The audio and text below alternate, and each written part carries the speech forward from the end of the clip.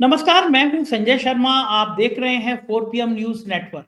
मुंबई में चुनाव कवर कर रहा हूं और मुंबई में राजनीति के नए नए रंग देखने को मिल रहे हैं। अजीत पवार ने एक इंटरव्यू में सनसनी फैला दी और उन्होंने कहा कि जब महाराष्ट्र की सरकार गिन रही थी, बन रही थी, उसमें अडानी शामिल थे। यानी महाराष्ट्र की सरकार गिराने में, नई सरकार बनाने में अडानी की भूमिका थी।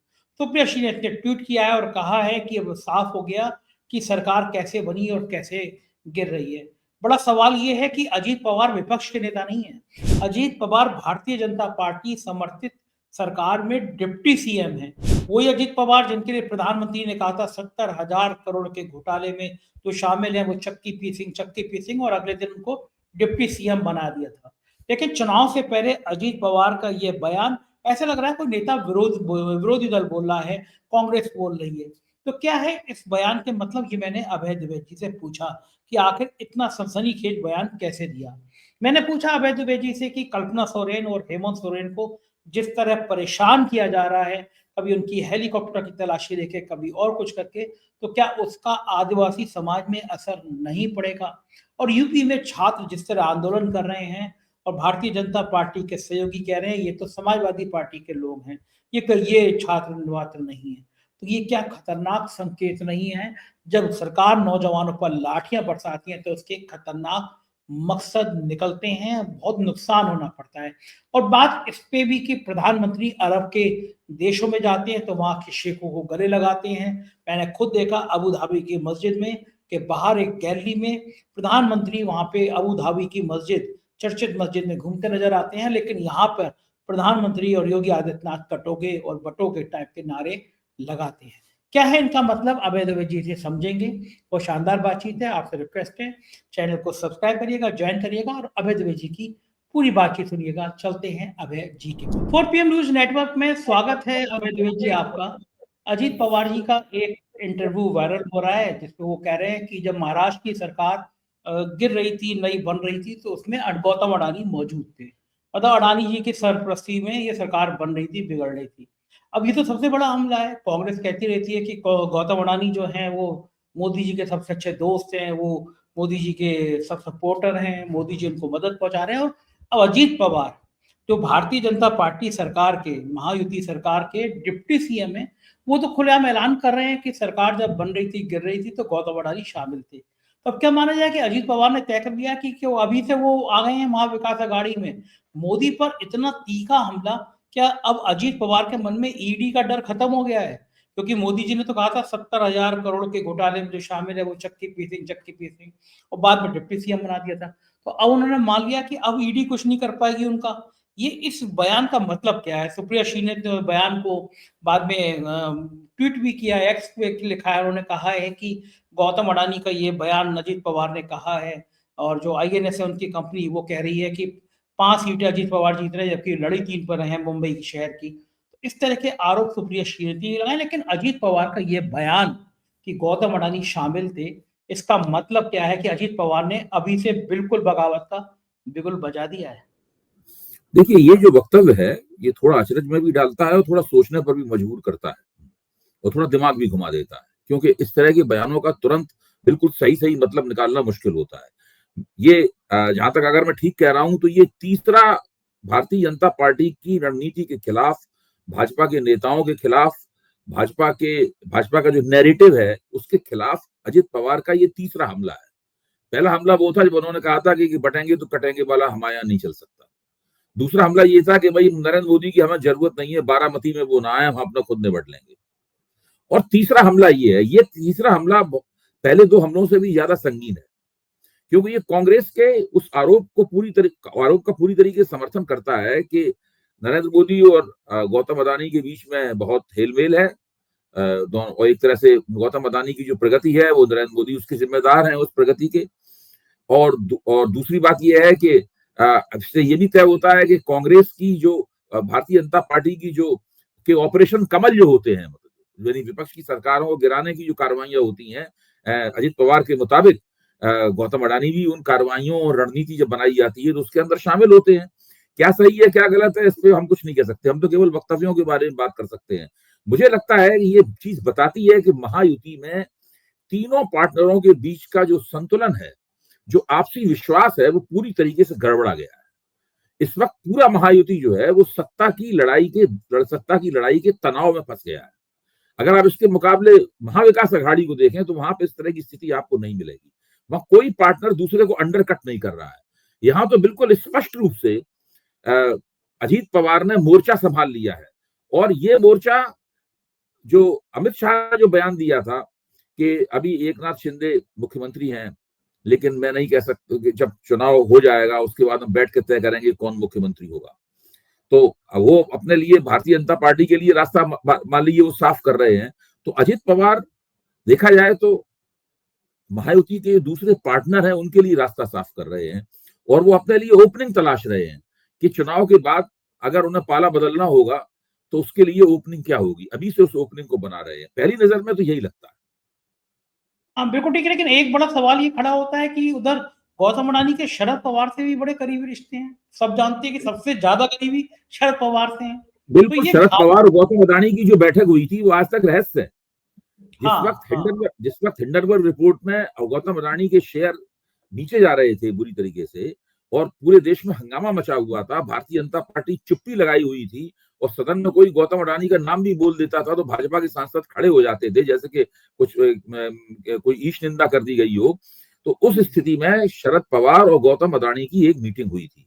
ये मीटिंग काफी चली, शायद 1.5-2 घंटे चली थी। उस मीटिंग में क्या बातचीत हुई आज तक तय नहीं है। और उस मीटिंग के बाद में शरद पवार ने एक वक्तव्य दिया था, बाद में दिया था पहले दिया था, अभी मैं याद कर रहा हूँ। मुझे लगता है उस मीटिंग के इर्द गिर्द एक वक्तव्य शरद पवार का आया था जिसमें उन्होंने हिंडनबर्ग रिपोर्ट के जो आरोप थे उनको खारिज कर दिया था। तो विपक्ष में शरद पवार गौतम अडानी के सबसे नजदीकी बचावकर्ता के रूप में सामने आए थे उस वक्त। इसलिए आपका कहना ठीक है कि विपक्ष में अगर किसी नेता के साथ गौतम अडानी की सबसे ज्यादा दोस्ती है तो वो शरद पवार है। और अभी हम लोगों ने ये भी देखा कि तेलंगाना के मुख्यमंत्री रेवंत रेड्डी हैं, उन्होंने भी कहा कि गौतम अडानी का निवेश लेने में कोई दिक्कत नहीं होनी चाहिए और इस मामले में उन्होंने जो राहुल गांधी की बातें थी उन बातों से अलग हटके उन्होंने एक रवैया अपनाया है रेवंत रेड्डी ने। तो अगर गौतम अडानी किसी कांग्रेस शासित राज्य में निवेश करने जाते हैं, वहां कोई प्रोजेक्ट वगैरह ले जाते हैं, तो मुझे लगता है कि जिस तरह अशोक गहलोत ने उनका स्वागत किया था, जिस तरह कमलनाथ ने उनका स्वागत किया था, उस तरीके से कांग्रेस शासित दूसरे राज्यों में भी गौतम अडानी का स्वागत होने वाला है। तो देखिए, अगर कोई इतना बड़ा पूंजीपति है तो वो तो कई नावों में सवार होगा, उसके अंडे सभी टोकरियों में रखे होंगे। लेकिन ये भी बात सही है कि हम लोग तो इस बात को जानते ही हैं और सारे अर्थशास्त्री भी कह रहे हैं कि इस देश में सबसे ज्यादा अगर किसी पूंजीपति को मोदी सरकार से लाभ हुआ है तो वो गौतम अडानी को हुआ। हाँ, ये तो कोई छुपी बात है नहीं, क्योंकि मोदी जी की सबसे ज्यादा कृपा बरसी है तो गौतम अडानी की बरसी है। लेकिन मुझे आज सुप्रीम कोर्ट से कहा भी है कि महाराष्ट्र की बहुत कीमती जमीनें भी गौतम अडानी को दे दी गई। यानी चाहे अजीत पवार हो या शरद पवार हो, दोनों के केंद्र में गौतम अडानी। और रेवंत रेड्डी ने जब मुंबई में प्रेस कॉन्फ्रेंस की तो उनसे पूछा गया कि आपने अडानी से तो उन्होंने उसका जवाब दूसरी तरह से निकाला कि मोदी जी अडानी को देते हैं और हम अडानी से लेते हैं। तो इस करके भी उन्होंने एक नए सिरे से एक बात को पैदा किया। लेकिन हाँ, ये बात है कि महाराष्ट्र के चुनाव में राहुल गांधी लगातार हमला करते हैं और तीखा हमला करते हैं अडानी पर, इसमें भी कोई दो राय नहीं। मेरे ख्याल से देश में कोई नेता ऐसा है जो लगातार तीखा हमला कर रहा है तो वो राहुल गांधी। हम लोग चलते हैं जरा झारखंड में। झारखंड में कल्पना सोरेन हो चाहे हेमंत सोरेन हो, उनके हेलीकॉप्टर को रोके जाना, लगातार ईडी के छापे उनके यहाँ पड़ना, यानी झारखंड में भारतीय जनता पार्टी प्रेशर में आ गई। एक तरह हेमंत सोरेन के चुनाव से ठीक पहले हेमंत सोरेन, उनके निजी सचिव कल्पना सोरेन, सबको परेशान किया जा रहा है। चुनाव आयोग से तो हम उम्मीद कर नहीं सकते, उसकी आंखें तो बंद हैं। वो तो गांधी जी के 3 बंदरों की तरह, उसे कुछ दिखाई नहीं पड़ रहा, उसे कुछ सुनाई नहीं पड़ रहा, वो बोल नहीं सकता। लेकिन क्या इस तरह एक आदिवासी नेता को परेशान करना, पहला चरण आज है चुनाव का, क्या लग रहा है झारखंड से क्या संकेत, क्या संदेश आपके पास? देखिए, कल झारखंड में जिस इलाके में चुनाव है वो झारखंड का आदिवासी इलाका है। तकरीबन कल आधा चुनाव झारखंड का खत्म हो जाएगा। झारखंड की 26% से ज्यादा आबादी जो है वो आदिवासी आबादी है। और इस इलाके में भाजपा लगातार पिछले 2 चुनावों में पिट चुकी है। विधानसभा चुनाव में भी झारखंड मुक्ति मोर्चे और कांग्रेस और राष्ट्रीय जनता दल ने मिलकर बहुत अच्छा प्रदर्शन किया था इस इलाके में और भाजपा की गोद पूरी तरह से पिट गई थी। उसके बाद में लोकसभा चुनाव में भी जो 5 रिजर्व सीटें हैं शेड्यूल ट्राइब की, वो भी झारखंड मुक्ति मोर्चे ने जीत ली थी, इंडिया गठबंधन ने जीत ली थी। तो यहाँ इस इलाके में इंडिया गठबंधन बहुत मजबूत है और इंडिया गठबंधन के लिए भी चुनौती है कि इस इलाके में वो ज्यादा से ज्यादा फायदा उठाए, यानी ज्यादा सीटें जीते, क्योंकि वो जब दूसरा मतदान का दूसरा दौर होगा उस इलाके में भारतीय जनता पार्टी का समर्थन ज्यादा है, वहां भारतीय जनता पार्टी फायदा उठाने की स्थिति में होगी। तो इन्हें भाजपा को कम से कम सीटें जीतने देनी है और ज्यादा से ज्यादा सीटें जीतनी है। अब जैसे वहां की कोलन बेल्ट है, कोलन बेल्ट में 14 सीटें हैं, 14 सीटों में पिछली बार इन लोगों ने सब जीत लिया था, भाजपा एक भी सीट नहीं जीत पाई थी। और पारंपरिक दृष्टि से भी भाजपा वहां नहीं जीत पाती। भाजपा आदिवासी बेल्ट में कुछ वोट छीनने के लिए, कुछ सीटें छीनने के लिए जो कोशिश कर रही है, उस कोशिश के पीछे उसका एक नैरेटिव है कि यहाँ घुसपैठी आ रहे हैं और वो घुसपैठिए आदिवासी लड़कियों, घुसपैठिए जाहिर है कि मुसलमान घुसपैठियों का मतलब है वो आदिवासी लड़कियों से शादी करते हैं ताकि उनकी जमीन हड़प लें, ये बात कही जा रही है। और इसका बहुत बड़े पैमाने पर आदिवासियों के बीच में इस बात को लेकर नाराजगी है। आदिवासी लोग कहते हैं इसका वजह तो हमारी लड़कियों को बेवकूफ कहा जा रहा है, हमारी लड़कियों को कमजोर बताया जा रहा है। और चंपई सोरेन ने भी ये बात कहनी शुरू कर दी है। तो इस पर जो आदिवासी एक्टिविस्ट उनका कहना है चंपई सोरेन लगातार झारखंड मुक्ति मोर्चे में रहे, लगातार सरकार में मंत्री रहे, उसके बाद मुख्यमंत्री भी बने, उन्होंने एक भी बार घुसपैठियों के खिलाफ कोई वक्तव्य नहीं दिया। अब दिल्ली से एक चश्मा खास तौर से बन के आया है जो जिसको लगा के चंपई सोरेन को घुसपैठिए दिखाई देने लगे। मतलब इस प्रकार की वहां पर टीका टिप्पणी की जा रही है।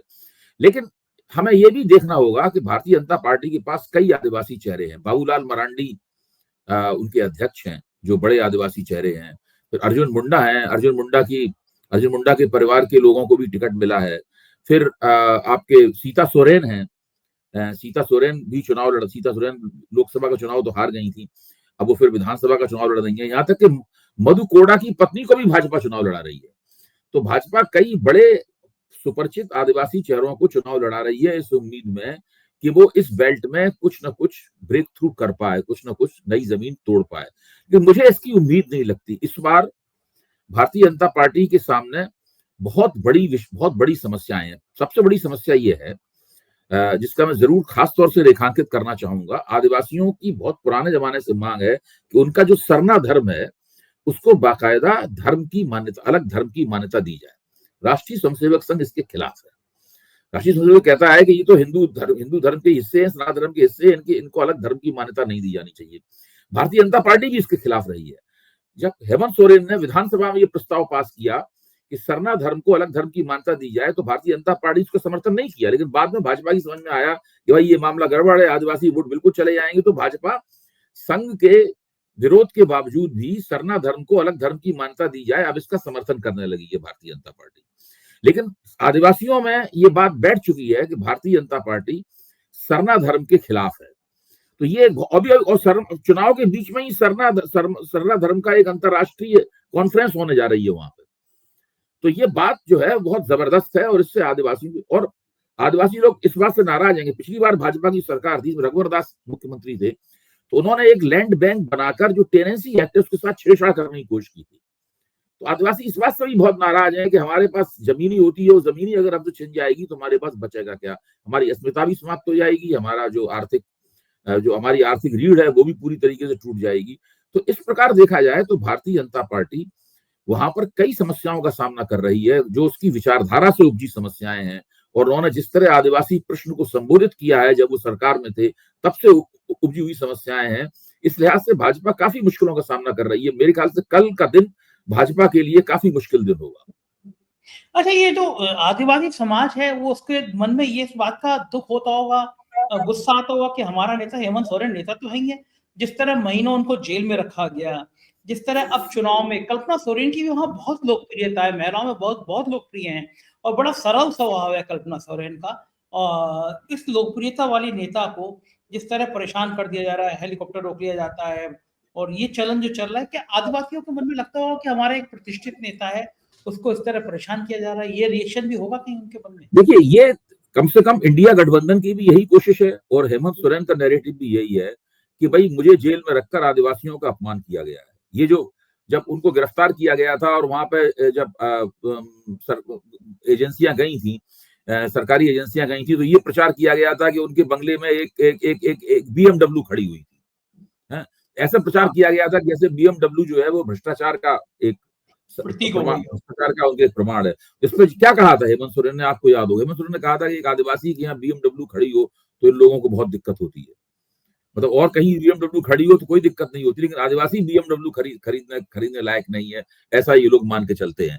तो शुरू से ही उनका पूरा एंगल ये है कि ये लोग आदिवासी विरोधी हैं, आदिवासियों के सम्मान के विरोधी हैं। अब देखना ये है कि इस दौर में, जो पहला दौर है मतदान का, इसमें क्या चलता है? भाजपा का घुसपैठिए वाला नैरेटिव चलता है या हेमंत सोरेन का नैरेटिव चलता है? हेमंत सोरेन ने एक मैया योजना भी चलाई है जो आदिवासियों के बीच में काफी लोकप्रिय योजना है, वो नैरेटिव चलता है। मुझे तो लगता है ये है कि कल का दौर पूरी तरीके से झारखंड मुक्ति मोर्चे के पक्ष में जाने वाला है। हाँ, बिल्कुल ठीक बात है। प्रधानमंत्री जो हैं वो उनको पता है कि संविधान वाला मुद्दा बड़ा सेंसिटिव हो रहा है, तो हर जगह कह रहे हैं कि कांग्रेस जो है वो तो संविधान का खत्म करना चाहती है। योगी आदित्यनाथ एक कदम और आगे बढ़ गए, उन्होंने निजाम को भी लिया है, वो निजाम उन्होंने संविधान का ये किया वो किया, और किसने काटा, हिंदुओं को काटा। ये जो भाषा है, काट दिया, मरवा दिया, हत्याएं कराई, ये भाषा क्या चुनाव में बोली जानी चाहिए? और क्या चुनाव आयोग को किसी भी मुख्यमंत्री, अगर कोई आदमी ऐसा बोल रहा है, प्रधानमंत्री इस भाषा का बोल रहा है, तो क्या इस देश के जनमानस को नहीं सोचना चाहिए कि इस संवैधानिक पद पर बैठे हुए लोग किस तरह की बात कर रहे हैं? क्या इसका एक कड़ा प्रतिकार समाज की तरफ से नहीं आना चाहिए, चुनाव आयोग की तरफ से नहीं आना? जिस वक्त पहली बार अगस्त में योगी आदित्यनाथ ने कटेंगे तो मरेंगे वाला जो बात कही थी उन्होंने, बटेंगे तो कटेंगे वाला फिक्रा कहा था, उसी वक्त चुनाव आयोग को हस्तक्षेप करना चाहिए था। भाई चुनाव आयोग उस वक्त से चुपचाप ही बैठा हुआ है ना। फिर नरेंद्र मोदी ने भी इस बात को दोहरा दिया, दत्तात्रेय होसबोले ने भी इस बात को दोहरा दिया, पूरी भारतीय जनता पार्टी एक स्वर से यही फिक्रा बार बार दोहरा रही है। अब योगी आदित्यनाथ को आप रोक ही नहीं सकते, वो तो अल्पसंख्यक विरोधी घृणा फैलाने के सबसे बड़े महारथी हैं इस देश में, उनका बेस ही वो है। देखिए इस तरह के उनके खिलाफ कई मुकदमे थे, जब वो मुख्यमंत्री बने धीरे धीरे करके सारे मुकदमे उनके वापस लिए गए हैं। आपको याद होगा एक बार जब वो केवल सांसद थे और उनकी गिरफ्तारी की नौबत आ गई थी, तो संसद में रोने लगे थे, वहां पे बड़ी जोर जोर से भुक कर रो रहे थे, तो पूरा क्लिप भी सब जगह आप देख सकते हैं, सबको पता है।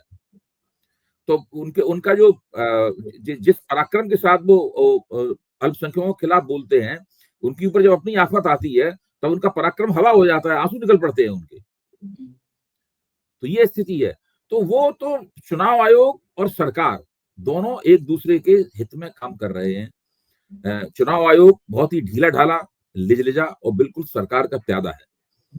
ये मैं अपनी नहीं, मैं अपने एक पत्रकार मित्र की बात है उसको दोहरा रहा हूं, मुझे बहुत पसंद है। उन्होंने जब साफ तौर पे कहा था मेरी मौजूदगी में कि ये ढीला, लिजलिजा और सरकार का प्यादा चुनाव आयोग है, और ये बात बिल्कुल सही है। इसका नया प्रमाण ये है कि बटेंगे तो कटेंगे के नारे के ऊपर चुनाव आयोग ने आज तक कोई भी कार्रवाई करने के बारे में सोचा भी नहीं हालांकि। बिल्कुल ठीक बात है। और मैंने कल आम आदमी पार्टी के सांसद संजय सिंह मुझे मुंबई में मिले, तो मैंने उस इंटरव्यू किया, तो उन्होंने कहा कि ये बटेंगे तो कटेंगे, यहाँ तो बोल रहे हो, और जब वहां पे यूएई में जाते हो तो वहां पे शेख को गले लगाते हो, वो फोटो वायरल हो रहे हैं।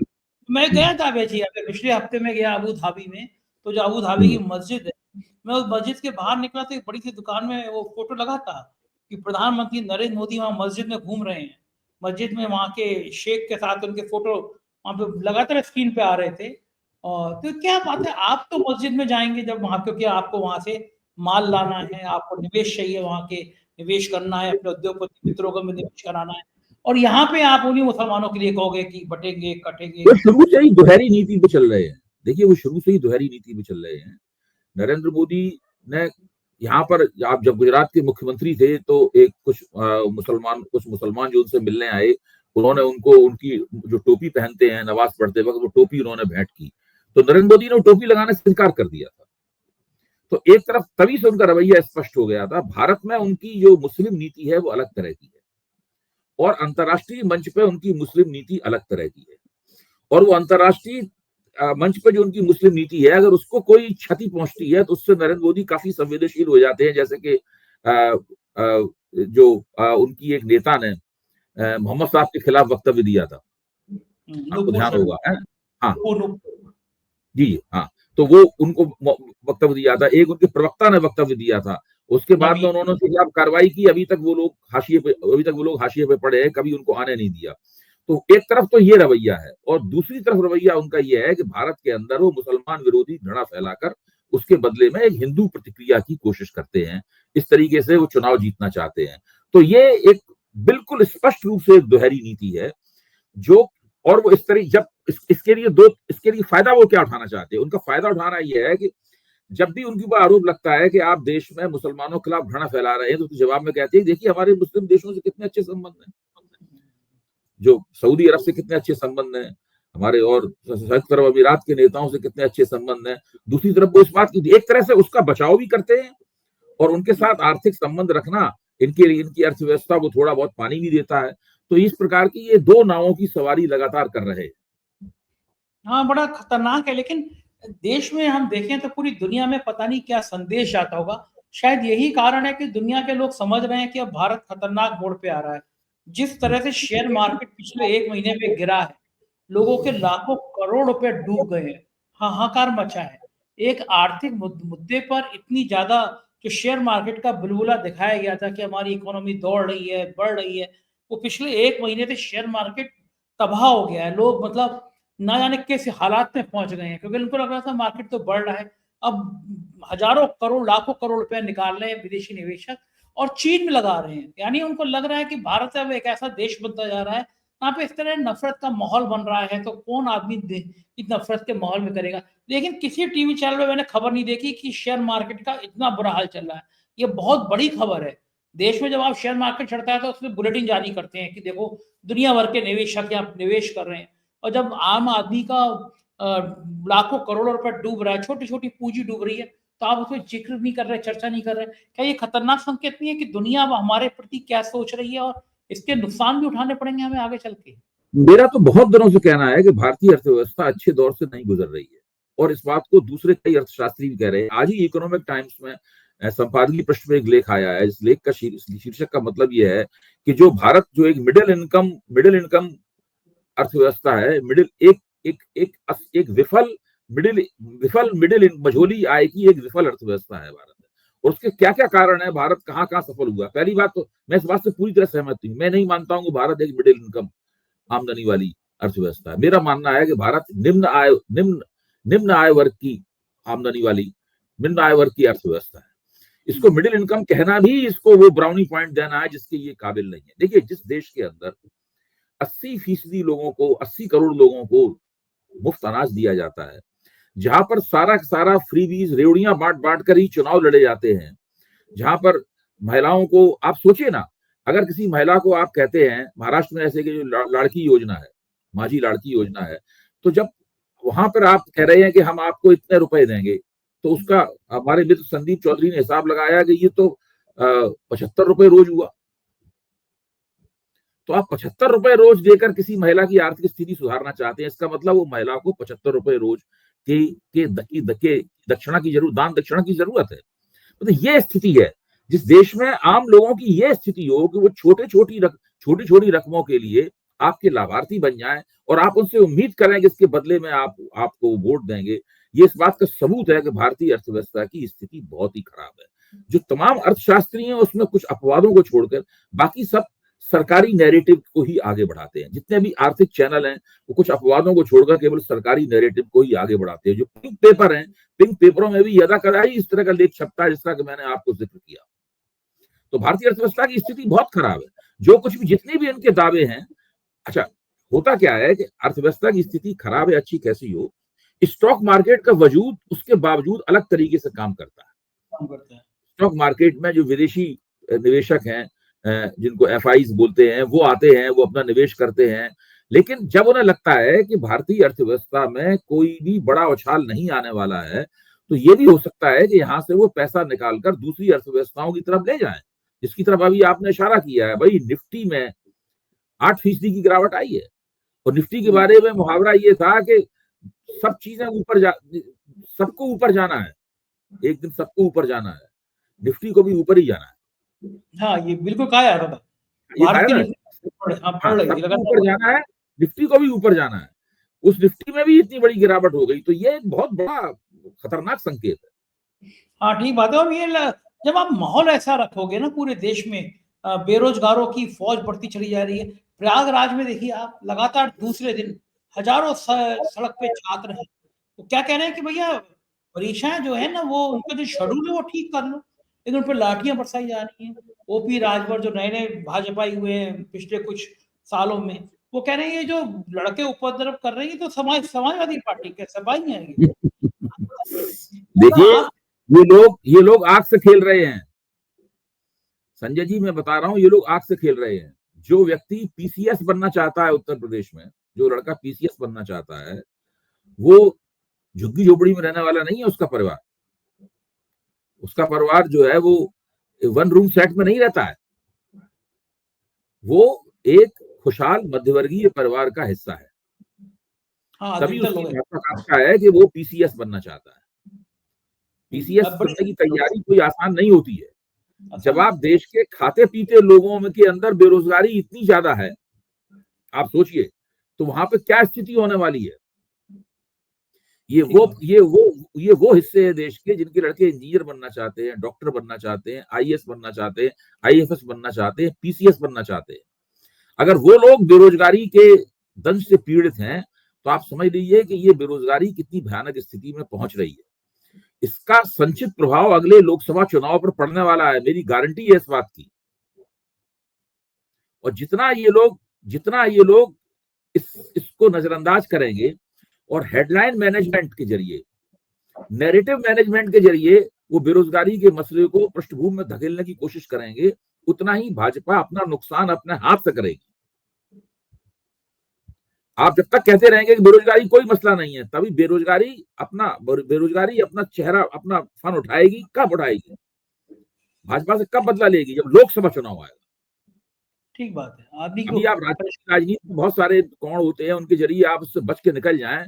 राज्यों की राजनीति आपको एक पतली गली मुहैया कराती है, इससे आप असली चीज से बच के निकल जाएं, लेकिन वो बात खत्म नहीं होती है। अंदर ही अंदर ये एंटी इनकम्बेंसी पनपती रहती है, और फिर वो अपना हमला जो पिछले लोकसभा चुनाव में किया था, वो इस बार 2029 में उससे भी बड़ा ज्यादा बेरोजगारी का इम्पैक्ट उससे भी ज्यादा होगा। देखो ठीक है, यही हालात लग भी रहे हैं और हम निगाह बनाए रखेंगे। बहुत बहुत शुक्रिया अभय जी, आपने तक कीमती समय दिया। Thank you. ये थी अभय दुबे जी की बातचीत। मुझे यकीन है कि हर बार की तरह आपको पसंद आई होगी। अपना प्यार, अपना सहयोग बनाए रखिएगा। शुक्रिया। Thank you.